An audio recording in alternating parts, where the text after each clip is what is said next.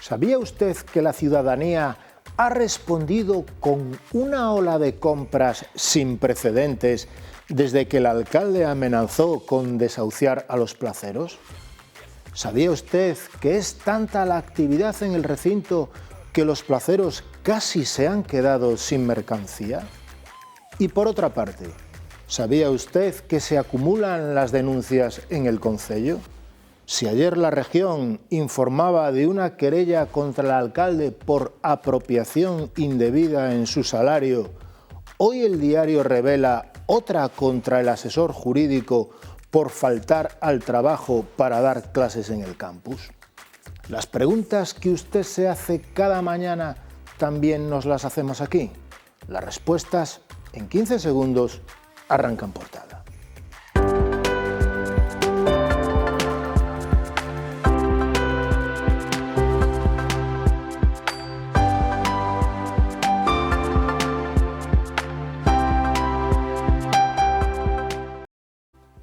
Buenos días, señoras y señores, bienvenidos al programa 2498 de En Portada, un espacio que aborda la actualidad ourensana bajo la mirada de nuestros contertulios. Pero antes, como es habitual, repasamos la portada de la región, cuyo titular principal dice así: La U Vigo cifra en 12 millones el coste anual del grado de Medicina. El Consello de Goberno abordó ayer la hoja de ruta de la nueva titulación tras el desplante de Santiago. La U Vigo presentará su petición a la Xunta antes de junio para comenzar en el curso 2027-2028. Otra noticia refleja una denuncia contra el asesor jurídico del Concello por faltar al trabajo para dar clases. Esta señala que García Gago trabaja parte de la mañana en el campus sin autorización. Ya en el interior del diario, los placeros sostienen que no han recibido ningún tipo de requerimiento de desalojo por parte del Concello y que en cuanto lo reciban pedirán medidas cautelares. A foto de portada é para homenaxe a Blanco Amor no cemiterio de San Francisco polo 46 pasamento do autor das Morga. Para analizar estos temas contamos hoy co xornalista e colaborador de la región Lalo Pavón. Benvido, Lalo. Buenos días. También contamos con la responsable de Vox en Ourense, María Jesús Fernández. Bienvenida, María Jesús. Buenos días, muchas gracias. E por último contamos con outro dos nosos analistas habituais, Julio Álvarez. Benvido, Julio. Muchas gracias, buen día para todos. Sin más demora, arrancamos con el primer tema del día. La pasada semana el alcalde insistió en su amenaza de desahuciar a los placeros de su ubicación provisional en la Alameda en un plazo de 30 días con la excusa de que no han entregado el proyecto de traslado a la Plaza de Abastos. Es decir, en plena Navidad, lo que revela la intención del regidor de hacer daño tanto a los comerciantes como a los clientes de este recinto histórico. Pero de aquí que la primera respuesta, según los placeros, ha venido por parte de la ciudadanía, de ustedes. Según los comerciantes, desde la amenaza de Jácome, el recinto vive una actividad frenética que casi les ha dejado sin mercancía. Se está viendo un abarrote de gente y mucho apoyo, sostiene el presidente de los placeros, Milucho González. Los placeros afirman que no han recibido aún el requerimiento de desalojo y que solicitarán medidas cautelares en cuanto lo reciban. Ya has ido a comprar a la plaza, Lalo?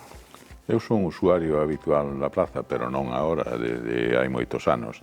E ademais, isto que demostra que o que acabas de ler, demostra que o concepto de mercado que representa a Plaza de Abastos ten arraigo na sociedade ourensana e en xeral en outros sitios donde as hai.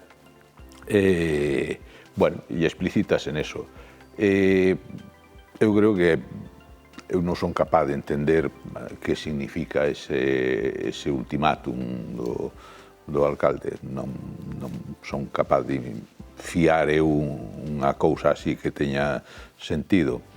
Pero esas decisións teñen estas respostas habitualmente. Seguramente, o seguro, o que pretendía era desvirtuar a Plaza de Abastos e que notaran as ventas, que descenderan as ventas, e suscita o efecto contrario.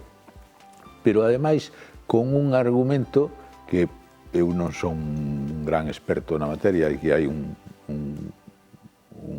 experto en dereito e ao mellor nos aclara algo desto.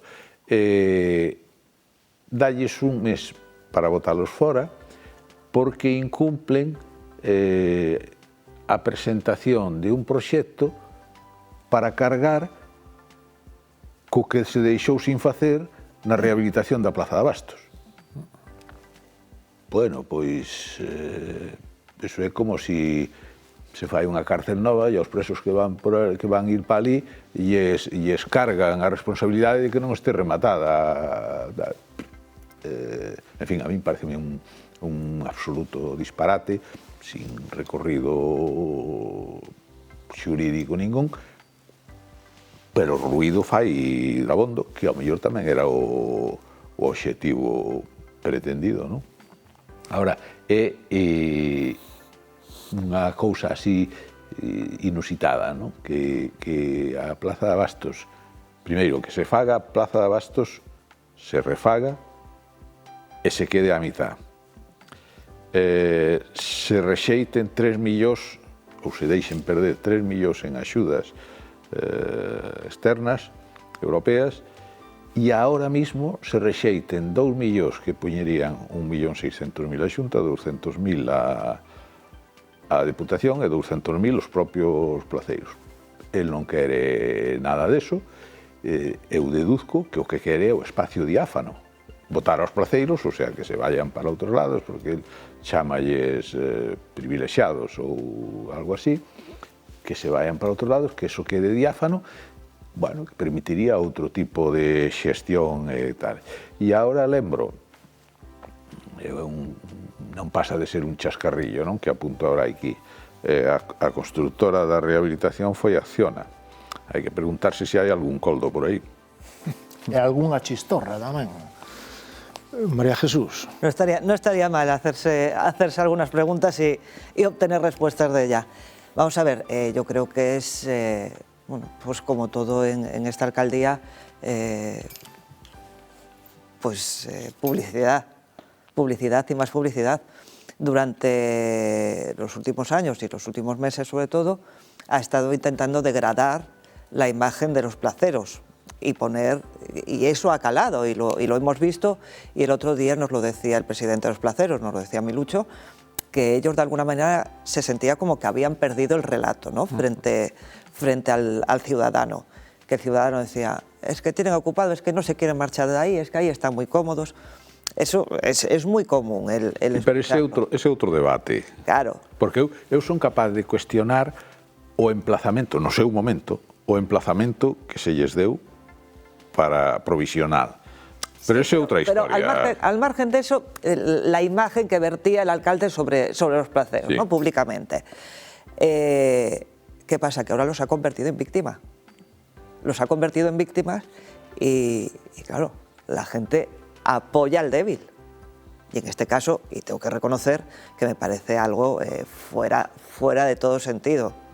Aunque se tuvieran que marchar en este momento, creo que no es el momento, las cosas no se hacen así. Es peor el perjuicio que está causando a un montón de familias, haciéndole poner punto final en ese lugar, que procurando el cambio de otras maneras. Por otra parte, él mismo decía el otro día que cualquier empresario que coge un local, pues tiene que arreglarlo. Pero si los placeros no le están diciendo que no vayan a arreglar su ubicación. Claro, pero como tú decías, en el tema de la cárcel, pero es que yo te digo, o sea, tú coges un local y tienes que arreglar todo el edificio. No, señores, tú coges el local ya hecho y después le darás forma. No tienes que arreglar el edificio. En este caso, estamos viendo un edificio que se ha arreglado de manera parcial, porque tiene muchos déficits, porque tiene los déficits de entradas, tiene los déficits de los baños, que con las pretensiones que se tienen, poner un baño por planta, pues no tiene sentido. Entonces... Ascensores. Ascensores, claro, es que está a medio hacer. Pero bueno, y nos lo recordaba... Tan a medio hacer que faltan 2 millóns de investimento. Claro. Y nos decía Emilio el otro día, se han gastado ya 5 millones. Pero lo que ahí vemos realmente son los 5 millones. Claro, yo añado esa pregunta también a lo que decía Lalo. Julio. Bueno, con todo o recorrido que ten xa mediático e demais este asunto da Plaza de Abastos, indistintamente de si desde o punto de vista estrictamente xurídico hai máis ou menos razón por parte da alcaldía ou demais, o que está meridianamente claro é que se vai a por o que se vai, a destruir a Plaza de Abastos. É dicir, aínda que efectivamente o relato pode estar dividido na cidadanía neste momento, e que probablemente hubo unha estrategia deliberada por parte da alcaldía en ganar ese relato, o que é evidente é que non é razonable que aínda con todos os erros cometidos ata de agora nesta evolución de a Plaza de Abastos para arriba, etcétera, que neste momento non as forzas políticas, especialmente a alcaldía, non sea quen de establecer un marco fiable, razoable, para que os placeiros volvan ao seu emplazamento original, aportando a cantidad razoable que teñan que aportar, que por a boca do seu presidente din que están dispostos a facer, para efectivamente o que lle poda corresponder a eles, porque cada un terá que establecer pois o seu marco de negocio, como quere presentar e demais, pero o que é infraestructuras comuns que acabamos de citar, lóxicamente, eso corresponderálle ao Concello, que ademais hai un ofrecemento por parte da Xunta de Galicia para colaborar. Entonces, de todo isto se colixe que Jácome, buscando ou respondendo a intereses que se nos escapan, que probablemente estén detrás o que se quere cargar a Plaza de Abastos. Lalo, hoxe o periódico fala dunha denuncia contra o asesor jurídico do Concello por incumprir a súa xornada. Sostén que García Gago traballe parte da mañá no campus sen autorización e onte a Región abría a súa portada con que o xuiz investiga se hai apropiación indebida no soldo de Jácome. A querella presentada polo seu exman dereita, Telmo Ucha, sinala que o alcalde ten dedicación exclusiva e carece de permiso para cobrar doutros negocios como a súa televisión. Vai ter que comparecer o 13 de febreiro no Entroido. Son dous clásicos. Un e o outro. Non é un secreto para nadie. Nos plenos se ten manexado eso, nos medios de comunicación, a Región nomeadamente ten dado, pois eu que sei, decenas de informacións ao largo dos anos, porque isto non é de onte nin de antronte, nos que se constataba que o diñeiro, e os propios membros de Democracia Ourensana así o dixeron, o diñeiro do que o Concello concede aos grupos municipais para o seu funcionamento ordinario, no caso de Democracia Ourensana, pasaba directamente ás maus do seu responsable, do seu presidente ou o que sexa, porque tampouco sabemos moi ben a estrutura dese partido, para pagar ou para financiar a súa televisión, o seu canal de televisión. Bueno, a min o que me sorprende é que no do asesor xurídico igual, hai anos, pero lustros, que esa situación é así. O sea, que el compatibiliza a súa dedicación docente á universidade co seu cometido no Concello. O que me asombra tamén é que se denuncie ahora, porque todos os que denuncian sábeno desde o principio dos tempos, o de como manexa as contas do grupo de Democracia Ourensana o hoxe alcalde, cual é o funcionamento as ocupacións de García Gago, cuáles son as ocupacións de García Gago. Non sei porque agora, pero sí, eu digo, son dous clásicos. Dos clásicos, María Jesús. Totalmente. Lo que está claro que en Democracia Orensana todos los que han estado y que han ido saliendo han salido espantados. Es decir, la organización de ese partido, o sea, yo creo que es un partido sin una estructura organizativa. Creo que hay una persona que manda y ordena y estás conmigo, estás contra mí. Esa creo que es la estructura básica de ese partido, ¿no?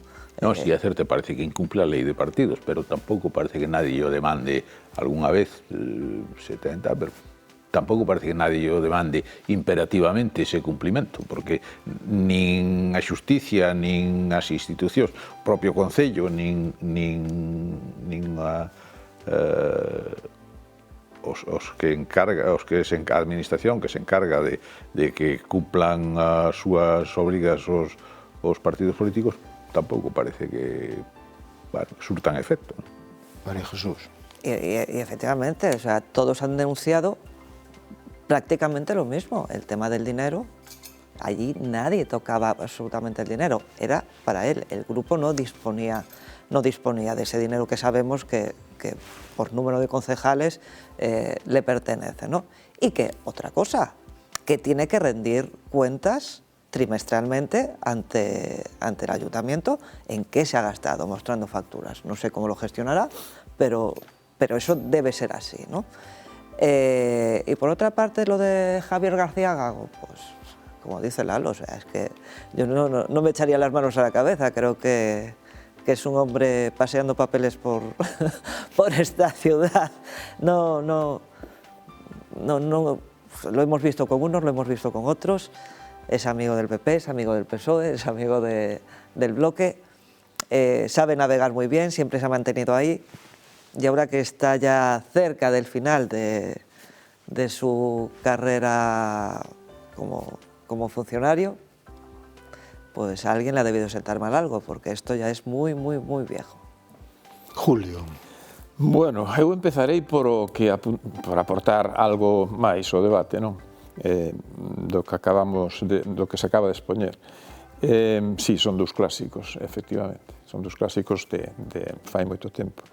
Pero a min, que falábamos da estrutura política, en algún momento falamos da estrutura política de Democracia Ourensana, que efectivamente, reiteradamente, se visualiza que non é un partido democrático, donde hai unha persona que manexa e mestura mesmo a actividade política coa actividade privada hasta límites absolutamente reprochables, non?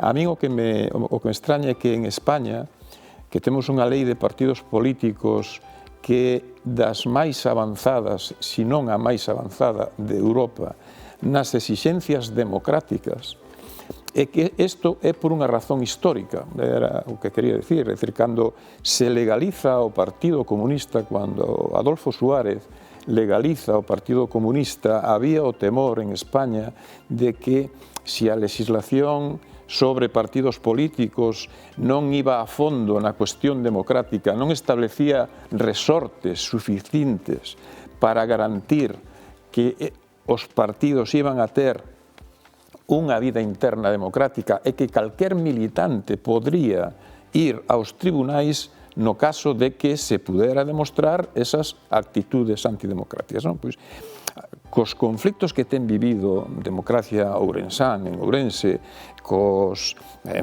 abusos manifestos que se puxeron de manifesto incluso pois por parte de destacadas persoas que pertenecían á organización, a mí o que me extraña é que non acudiran precisamente a esa vía para destruir non unha conducta concreta, sino a raíz desa conduta concreta que é a existencia de un partido profundamente antidemocrático e que incumple as normas da legislación de partidos. Bueno, é dicir, ese caldo de cultivo de Democracia Ourensana é a que orixina pois estas cousas que veñen de lonxe. Outra cousa diferente, creo eu, que é a cousa de Javier García Gago, que eu creo que, non sei, eu acudiría a mellor a idade media para expresar aqueles que van, veñen, non saben o que traen e non saben onde van, e que incluso ali onde penetran hai a experiencia de que destruyen ali por donde pasan. E tamén, nese escenario,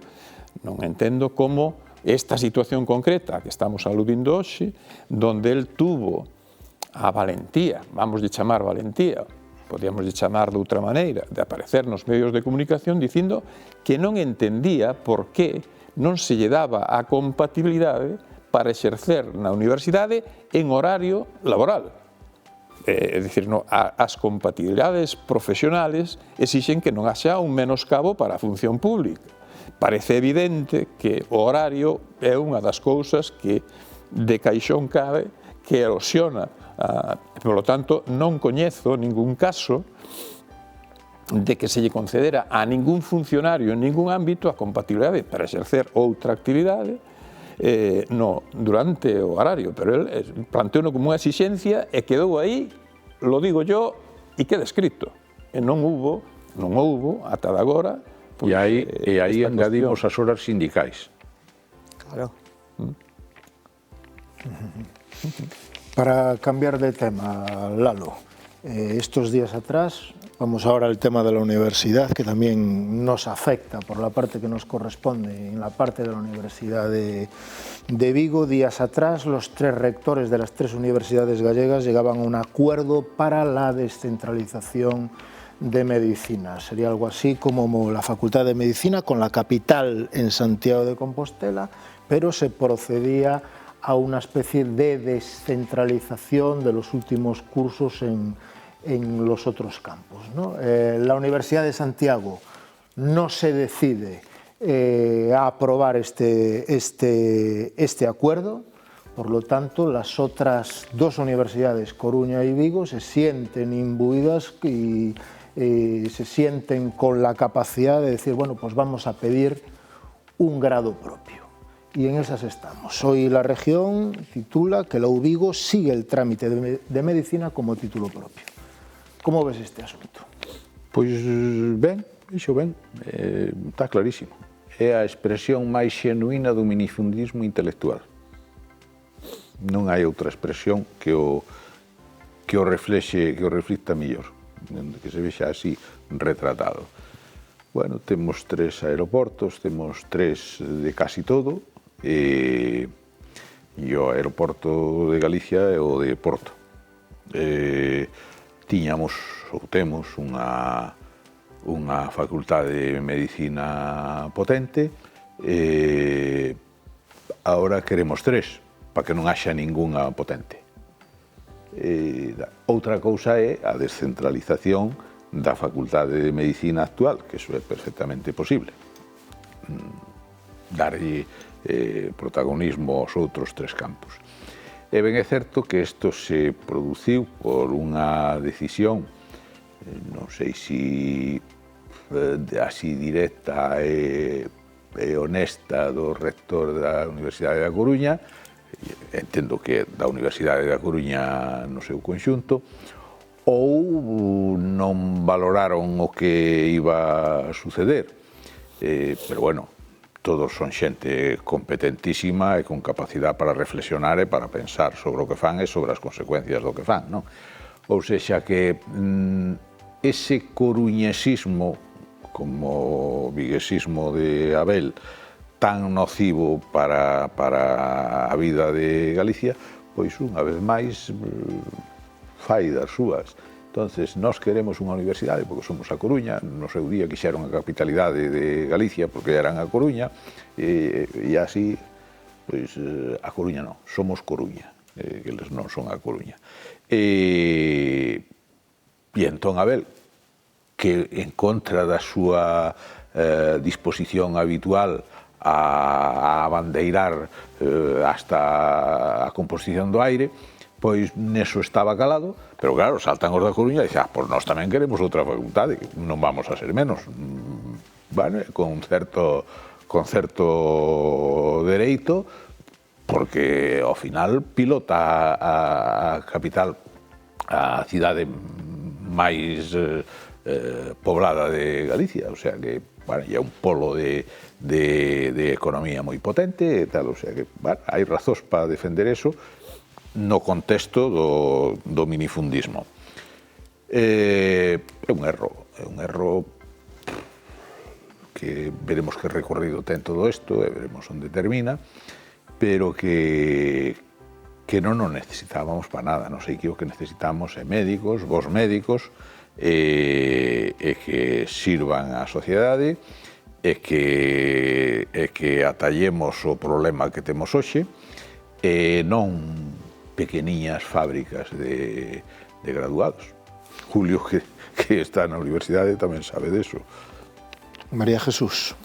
Vamos a ver, yo creo que efectivamente la Universidad de Santiago es una universidad, la medicina, igual que en su momento también lo fue Derecho, ¿no? Con un nombre y con un peso específico propio dentro de lo que son las universidades. Igual que tenemos veterinaria en Lugo, ¿no? O sea, Lugo, León, pues son referentes dentro de veterinaria. Creo que para mí eso sería lo ideal, ¿no? Para mí eso sería lo ideal dentro de cada una de las universidades, tener referentes a nivel nacional, ¿no? de esas universidades. Creo, efectivamente, que Santiago lo tiene, lo vamos a estropear. Vamos a dividir y lo vamos a estropear. El ejemplo de los aeropuertos me parece muy gráfico en torno a este tema. Yo creo que es una cuestión de afán de protagonismo, a ver quién pisa más, a ver quién da más en esto, y es una lucha entre universidades a la que estamos muy acostumbrados. Creo que el peso de las universidades a nivel político es muy importante. No sé lo que pasará, pero de alguna manera siempre rinden cierta pleitesía, ¿no? a los altos mandos de las universidades. Pero yo personalmente creo que es un error, creo que habría que potenciar en gran manera, seguir potenciando la Facultad de Medicina, en este caso de Santiago de Compostela, y seguir aumentando ese buen nombre que creo que tiene una repercusión importante, ¿no? para los gallegos y para Santiago. Julio. Bueno, eu creo que estamos ante fogos florais, oportunismos políticos, cuxa raíz a min me dá a impresión de que veñen de que a Consellería de Educación non ten un posicionamento claro. Eu creo que isto sería un requisito básico para que non houbéramos chegado a onde estamos chegando. Polo tanto, me dá a impresión de que son xogos florais para presionar na liña da descentralización, e nesa liña da descentralización conquerir o que en principio non estaba previsto, é dicir, que sea unha descentralización máis ampla da que se estaba pergeñando nun principio, e xa que non chegamos a un acordo, vale, pois eu monto o meu espazo en Vigo, monto o meu espazo na Coruña, e que finalmente, eu espero que a razón se impoña e despois a Consellería de Educación exerza como tal, que marque un criterio, que marque unha liña, porque non podemos olvidar quen financia a universidade. Unha universidade pública necesita financiación, e non é o mesmo financiar unha universidade que 3 universidades ou que 3 universidades troceadas, divididas, algunha sin ningún sentido. E, polo tanto, aquí se vota. Eu voto moito en falta este posicionamento da Consellería de Educación, especialmente. Despois, os oportunismos dos localismos, os que facemos referencia, a Coruña e Vigo, pois xurden como cando en maio, pois ou en outono, cae a choiva, salen as setas, claro. 12 millones de euros, cifra la Vigo, el coste de un nuevo grado de medicina. De todas maneras, Lalo, parte del viguismo y del coruñesismo, ya se había llegado a un acuerdo por parte de los 3 rectores para la descentralización de medicina, y la semana pasada el Consejo de Gobierno de la Universidad de Santiago decidió aplazar la firma del acuerdo. Claro, pero... aí Santiago no patina un claro, é pouco. que Santiago non é alleo, que Santiago alimenta en algúns ámbitos o que está sucedendo, acabo de explicar Julio. Si todos fósemos racionalmente sensatos, pois seguramente non producía isto, non? Pero aquí temos un exemplo que sufrimos en Ourense. En Ourense anulouse un día, eliminouse un día o grau de física, e desapareceu. Houbo protestas enormes ben razonadas e tal. Eso foi aos tribunales, pasan anos, e os tribunales dicen que o campus de Ourense tiña razón, que non había lugar á eliminación do grau de física. Claro, eso xa se había desaparecido, non era posible poñelo. A xente de física ponse a pensar e dice, bueno, pero non o de física, pero sí o de enxeñería física. Podría ser tal, había en Barcelona, funcionaba ben, tiña aplicación, tiña saída, tal. Bueno, pois entonces foron os Colexio de Enxeñeiros Industriais de Vigo ou de Galicia que están en Vigo ou algo así, que foron aos tribunais e se opuxeron, entendendo que facía competencia profesional a eles. Non sei en que colisiona a enxeñería física ca enxeñería industrial. Porque, por exemplo, nunca colisionou ca enxeñería informática ou ca enxeñería electrónica. Pero, bueno, parece que con esa non se puxo o grau de enxeñería física. E, por último, búscase a saída que foi comúnmente aceptada e foi un acerto, que é a de enxeñería aeronáutica, que está sendo un dos faros do campus de Ourense, da Universidade de Vigo. Todo eso porque se eliminou a titulación de física. E todo eso porque Santiago, a facultade correspondente, quería acaparar e acaparou en exclusiva o grau de física. O sea que Santiago ten unha responsabilidade grande en todo isto, é moi grande en todo isto. É unha estrutura, en fin, moi antigua, con uns vicios acumulados e concentrados que dan lugar a este tipo de comportamentos e a de mirarse o ombligo en vez de mirar a Galicia, porque curiosamente, estando no centro de Galicia e na capital de Galicia, non se ve máis alá do Castiñeiriño. María Jesús, hay una conclusión para cerrar. Pues bueno, yo creo que, siguiendo un poco lo que decía Julio, creo que también por parte de la Consellería, por parte de la Xunta, hay un buenismo que no pone las cosas claras. No hay unas líneas claras de cómo queremos que sea la Universidad de Galicia y cómo queremos potenciar y poner en valor real cada una de las facultades, ¿no? Y ese buenismo de darle un poco a cada uno creo que está desestructurando la universidad en Galicia y no creo que eso sea lo mejor para ella. Julio, cierras. Sí, eu creo que finalmente, porque interesa a todos os actores principales e secundarios, a razón se vai impoñer, aínda que seña dentro de... E, mentras tanto, asistiremos a estas cousas. Pues muchas gracias por seguirnos hasta aquí en Portada. No olviden que estamos aquí con ustedes mañana a las 11:30 horas. Muchas gracias por seguirnos.